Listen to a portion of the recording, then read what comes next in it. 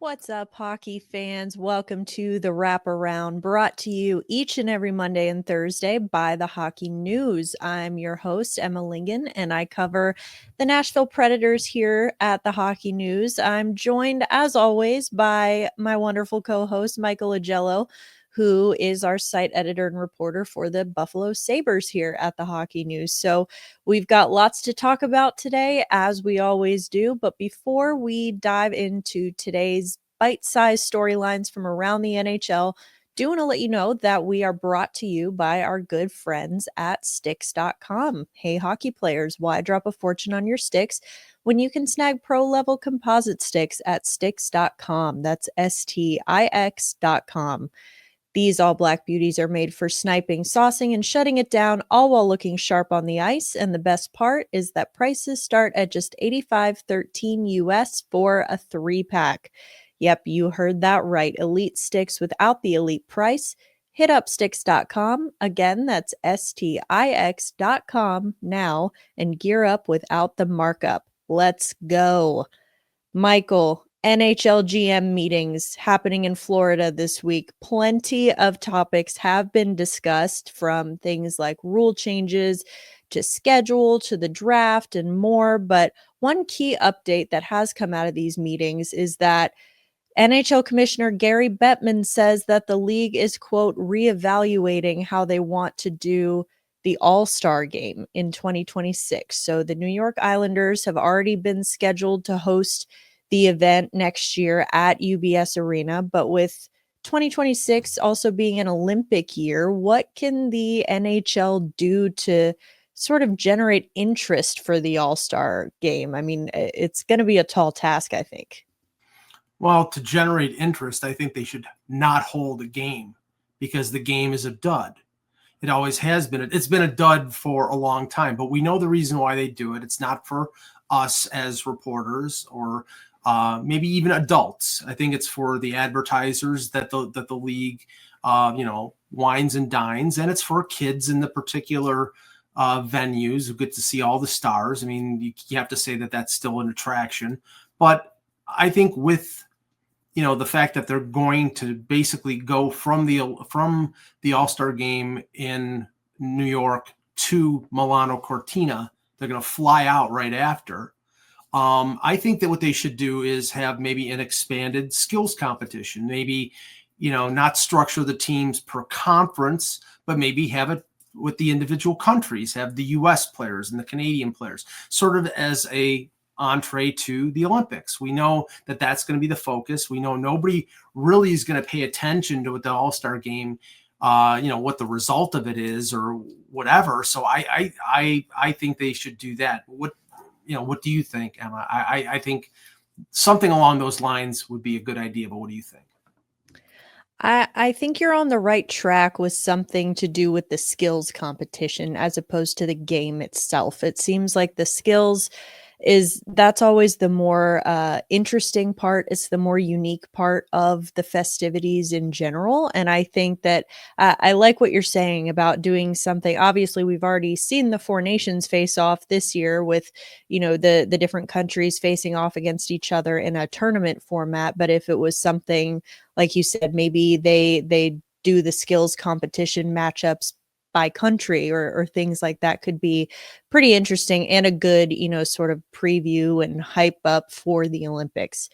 Another thing that Gary Bettman said is that the playoff format for the NHL will not be seeing any changes. He said, quote, "If you look at the races that we're having for the regular season, playoffs have started already. We're in our play-in tournament, and I think it's terrific." I certainly have some thoughts on that statement, Michael. I'm sure you do as well. So what do you think about that? Well, I don't know how many sequels to the movie Jurassic Park there have been, but I think that what we saw from Gary Bettman is another one, because he's a stubborn dinosaur when it comes to certain things, and the playoff format is one of them. He is so against a play-in tournament. He is so against changing the playoff format from a divisional playoff format to a 1 through 8. I don't get it. The divisional structure is stale. I wrote a piece for the main site a few days ago, and this year, unless something really odd happens in the last 14 or 15 games, Edmonton and Los Angeles will face each other for the fourth straight time. In the Atlantic Division, Toronto and Tampa could meet. That'll be for the third time in 4 years.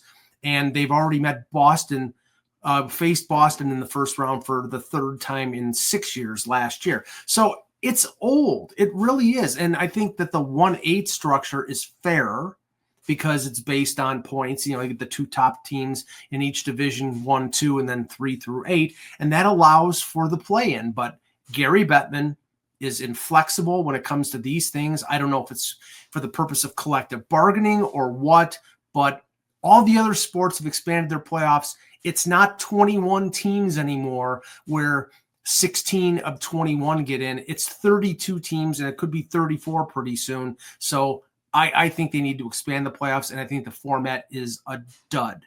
Your thoughts? Yeah, I have to agree. The with the fairness element of it, the 1 through 8, it just seems more fair. You don't end up with deserving teams being left out of the playoff mix just because of the divisions that they're in. I know, again, I primarily cover the Central Division. So looking at that, I mean, that's a juggernaut every year, it seems like. And so you end up with deserving teams. And to your point, it'll probably be Dallas and Colorado facing each other in the first round this year. And having one of those not make it past the first round just seems unfair. And it just doesn't make sense. So I agree. I think the statement from Bettman there was pretty out of touch. Will be interesting to see if he gets any more backlash for that, and I have no doubt that he will. Well, I think he's going to get pushback from the owners and the general managers of these particular teams. I mean, in the Atlantic, you have Florida, Tampa, and Toronto. Two of those three teams will be out by the end of the second round. Maybe that would be the case if you go 1 through 8, but I think it's inherently unfair to have Dallas and Colorado, two of what I think are the top 5 teams in the NHL, facing off in the first round, while you've got Carolina and New Jersey in the Metro facing each other in the first round. It's really uneven, and it's really unfair. Totally agree with you there. One other thing that Gary Bettman hinted at the GM meetings was talking about the draft. So the draft is going to be decentralized this year, but he hinted at the possibility of maybe a return to the standard format where it's all done in person. But he said he will leave it up to the GMs to decide. But this year, the draft will be held in LA. Only 50 prospects are getting invited, and no team representatives are going to be attending. So Bettman did say that if there's a surge of interest to go back to the standard format where everyone's there at once, then we'll put it back to the clubs again. So what do you think? Do you think the league should bring back the standard format? Yes, I do. I'm a fan of covering the draft. I've covered every draft since 2014 for various outlets. It's always, it's a centralized, of course, because it's decentralized this year. Everybody's there. Everything is happening there. It's a great feel for 2 or 3 days. I mean, it was great going to Nashville, and I'm not talking about the, like going to Broadway or whatever. I'm talking about it was hockey. It was I'm at a hotel in downtown Nashville, and Connor Bedard is walking by, and Phil Pritchard is pushing a box of that's carrying the Stanley Cup, going to the arena, and I bump into Kyle Dubas and Jason Spezza. You know what I'm saying? It's like everybody's there.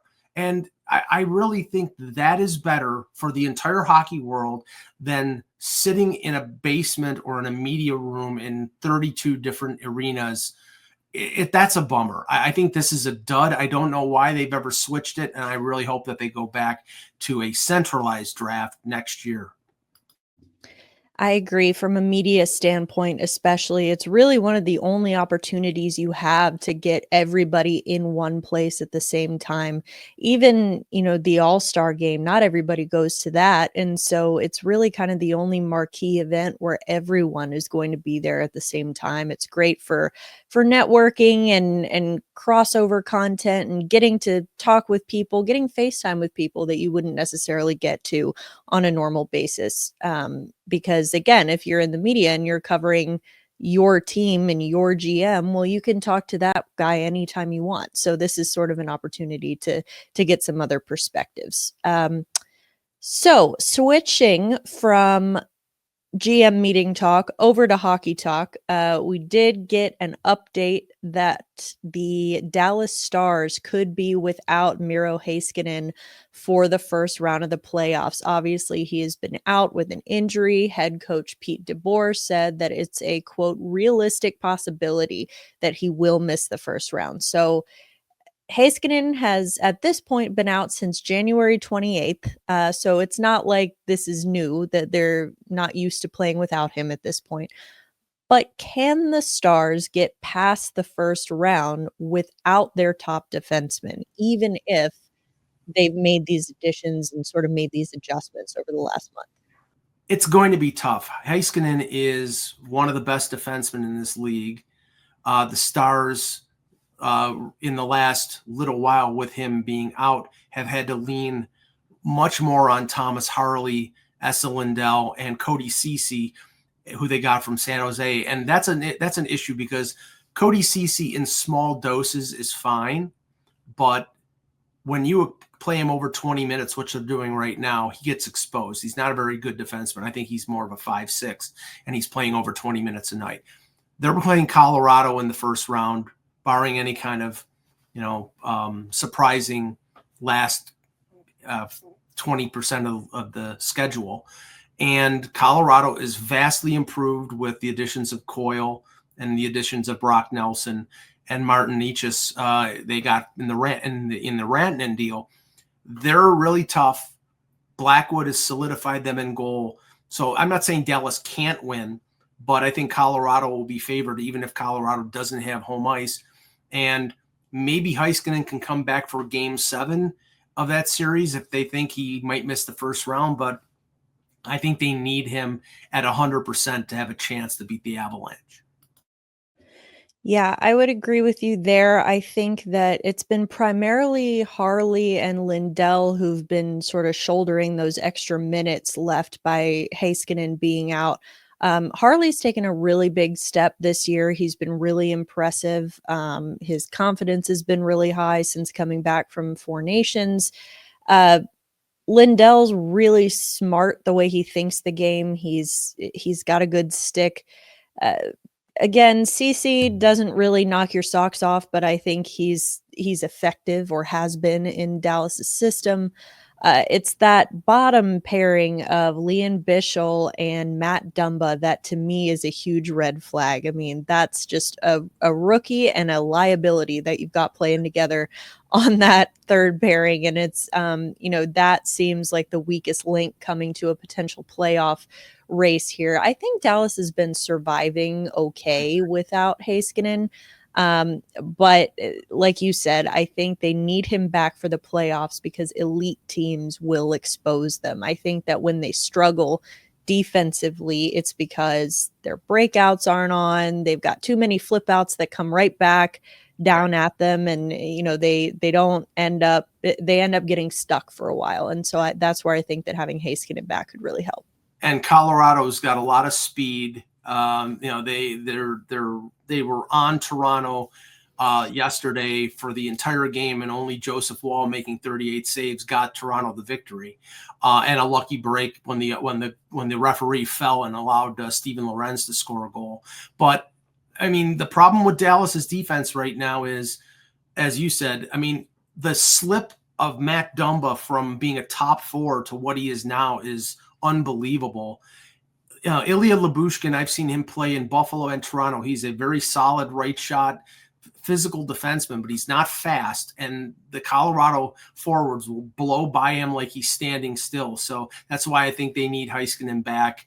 in that series. And if they don't have him, they're going to be at a disadvantage. Agree with you there. Shifting over to the East here, things have been pretty quiet between the Islanders and Noah Dobson. He's a pending RFA. In off seasons past, Lou Lamoriello has sort of gotten ahead of his most important RFAs, guys like Matt Barzal and Ilya Sorokin. But Dobson, now we're getting into the final weeks of the regular season, and he does not yet have an extension. So what's your opinion on Dobson? He's a big right shot defenseman, former first round pick. I mean, do you think he stays with the Islanders, or do you think he gets an offer sheet? An offer sheet is possible with everybody this summer because we know the cap is going up, and I think other teams are going to be more daring, especially after what happened last year with St. Louis and Edmonton. I had Stefan Rosner who covers the Islanders for the Hockey News on a podcast a couple of days ago, and he seemed confident that the Islanders would get Dobson signed to an extension. Now, he's at a little bit of a disadvantage this year because he had 70 points last season. This year he only has 30, and Stefan was basically saying that the injury for that Matt Barzal happened in January maybe affected his production. So he's not going into not his walk year because he's an RFA, but he's going into a free agent year and not in the best bargaining position. But I don't think he's concerned with that. He's changed agents. He's hired Orr Wasserman, who represents McDavid and Matthews, so they know how to get big money. And I think he's going to be looking for big money. I think with the cap going up, he's going to be looking for $8.5 to $9 million a year. And I think the Islanders are not in a position to deny him. I mean, right now, I know his name popped up at the deadline, but Stefan indicated that was in connection with Elias Pettersson. So it's not like they're looking to move him. It's that, they had a chance to get a potentially dominant number one center in Pettersson, and they were trying to get him. I think he's going to get signed. I think it's going to be in that $8.5 to $9 million range. They're going to have to pay him. And if they don't, maybe somebody else will, but he's going to get that money. Well, speaking of pending RFAs who are going to be looking for big money, how about Matthew Knies in Toronto? Do you think the Leafs should be especially concerned about him receiving an offer sheet? Do you think there's a realistic offer that a team could make for Knies that Toronto won't be able to match? I think that there's a possibility of an offer sheet, but I actually think that signing Matthew Knies is a higher priority for the Toronto Maple Leafs than signing Mitch Marner, because Matthew Knies could get an offer sheet. He's got, I think, 24 goals right now. He's a big forward. He's fast. But every indication is he doesn't want to leave Toronto. He's got one of his best buddies in Austin Matthews, 2 Arizona kids. He really likes Toronto. He says he wants to sign in Toronto long term. And I think that, he's the type of forward that Brad Treliving likes, big forward. And he's, I think the ceiling is, he could eventually score 40 to 45 goals, and he's a big body forward. He's not overly physical, but he's the type of player that is very tough to get. So I think if he hits July 1, he's going to get an offer sheet, but I don't think he's going to get to July 1. I think he's going to get signed before then. All right. Well, the Montreal Canadiens have won 7 of their last 10. So that includes back-to-back wins this week against some tough opponents. They had Ottawa, they had Florida, beat them both. Considering that Montreal is a team that didn't make any moves at the trade deadline, and they've still managed to stay in this playoff race in the East, which admittedly was pretty wide open. Do you think, what do you think has been the biggest factor in their recent success, since obviously they haven't added any new pieces? 2 words: Samuel Montembeault. 7-0-1, 2.09 goals against, and .922 save percentage. He's second only to Andrei Vasilevsky in the NHL since the beginning of the second half, or the second portion of the season after the Four Nations. He's been red hot. They're not scoring a ton of goals. I think they only scored 45 goals, but they've only allowed 20. So, they're limiting the other team's offense, and they're being opportunistic, and, they're meeting the challenge. They're beating teams like Florida, who nobody expects them to beat, but they're sticking in this race because I'm not saying paying above their head, but I didn't expect them to really challenge for a playoff spot, but you have to give them a lot of credit. They're getting good goaltending. They have a great number one line with Caulfield, Slavkovsky, and Suzuki. They're playing really decent defensively, and they've got a shot to make the playoffs. So I give them all the credit in the world. Well, we were talking about the Dallas Stars earlier with Miro Heiskanen, but let's talk about their GM for a second, because Jim Nill, he won GM of the year last year. They've made some great moves again this year. Obviously, Mikko Rantanen was the big one at the trade deadline, not only trading for him, but getting him signed to that extension to keep him there for the long term. So what do you think? I think that he has made a great case to defend his title as GM of the year. What are your thoughts? And if not Nill again, then who? Well, he's definitely going to be one of the top three. He's done a great job, not only the Granlund CC deal, but then getting Mikko Rantanen, which, nobody expected. I mean, we know the GM of the year is not based on what they do in the playoffs. It's like any other award. It's the voting for the regular season. So he's got a pretty decent chance. But I think that the other GMs that sort of went all out to add as many pieces as possible, they could be candidates as well. I mean, Bill Zito brings in Marchand, brings in Seth Jones. That's, to a team that won a Stanley Cup and a team that needed a right shot defenseman even more so after the Ekblad suspension. So I think he'll get some votes. Chris McFarland in Colorado has to.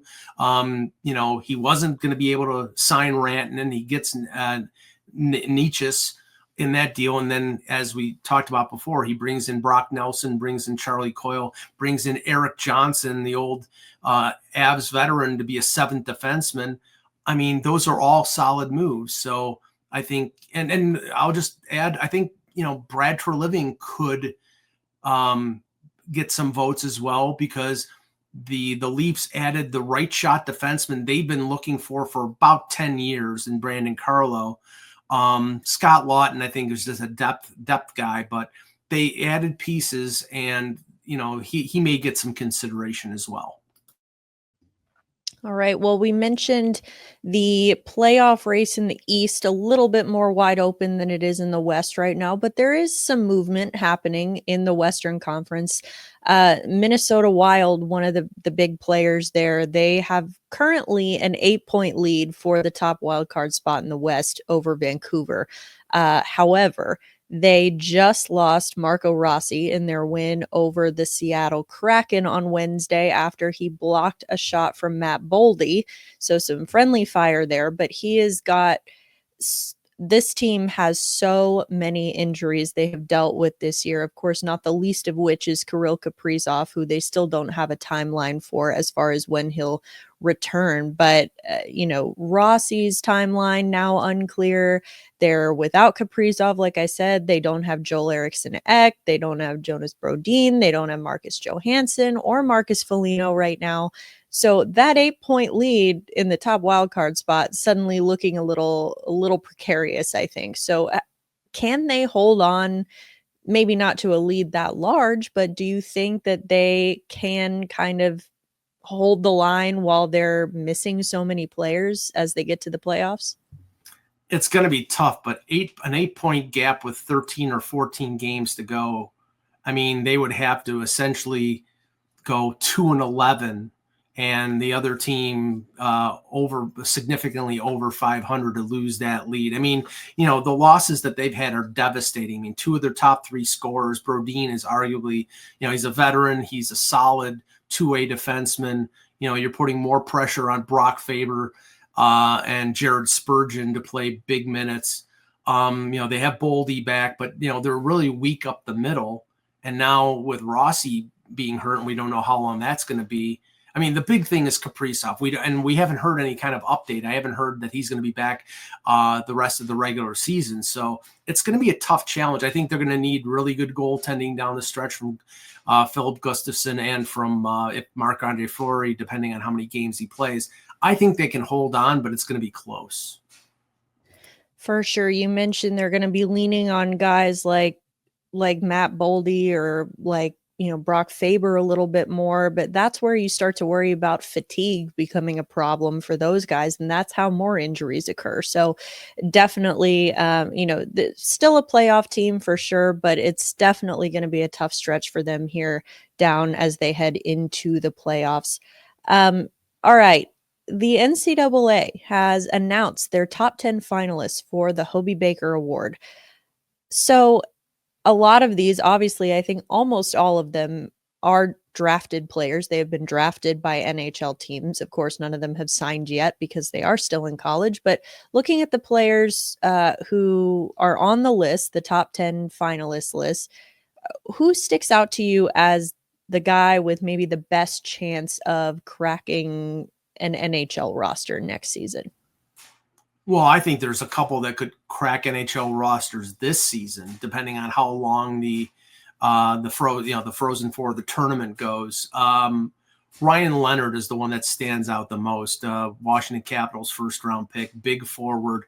I mean, as if Washington needs any more help. This guy is a beast. We saw that at the World Junior. I think he steps in. I don't know in what kind of role, whether it's not going to be a top 6 role, but imagine adding him to a third line or even a fourth line for a playoff run. The other one is Zeke Bouillon, who is a Minnesota Wild first round pick. And if, you could see him inserted into their lineup if they need help on defense, like we were just talking about with Jonas Brodin being out. Excellent defenseman, again, played great for Team USA at the World Junior. I think Minnesota was very fortunate for him to slip to number 12 in the first round at the draft in Vegas. And I mean, he has just played wonderfully since. The other one who won't have an effect this year, I would be surprised if he cracks their lineup this year, but next year, Isaac Howard, who was a late first round pick of the Tampa Bay Lightning, but he's the one prospect that they've kept. He's an excellent player, good scorer, and I could see him maybe playing a very short time in the American Hockey League and having a chance to play for Tampa Bay, who needs young players who are on their entry-level contracts with all their cap issues. Yeah, Leonard and Bouillon were the ones that stuck out to me immediately. Also have to give a shout out to, I'm not sure that we'll be seeing him on an NHL roster next year, but have to give a shout out to one of the Hobey Baker finalists, Aiden Fink, 7th round selection by the Nashville Predators in 2023.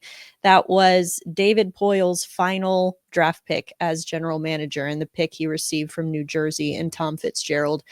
Fink has had just an unbelievable year with Penn State, so the top 10 nod is definitely well deserved there. All right. You mentioned Ryan Leonard and the Washington Capitals. Clearly, they don't need any help scoring goals because Alex Ovechkin is doing it all.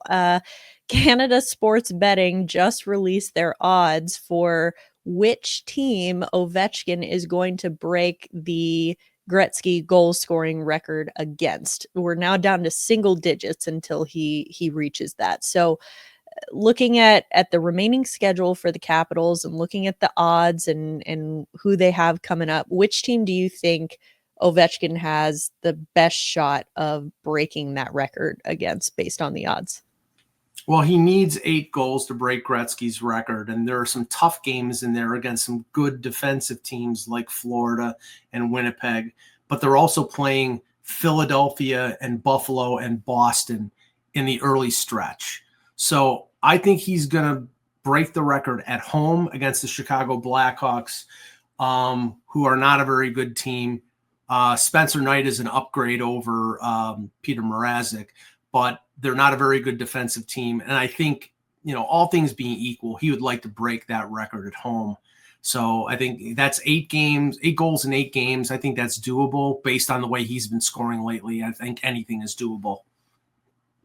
Yeah, definitely. It just, wouldn't put anything past him at this point, but I like him breaking it against Chicago as well. I think that, that should be an easy team to get past for him. And like you said, doing it at home would just be the icing on the cake for Ovechkin and the Capitals in what they hope will be a pretty deep playoff run here as well. It's just been a fantastic season for them. For now, that is going to do it for today's episode of the Wraparound. Thank you, as always, Michael, for joining me again today to talk some hockey. Thank you, of course, again to Stix.com for sponsoring. We will be back with an all new episode next Monday. We'll see you then.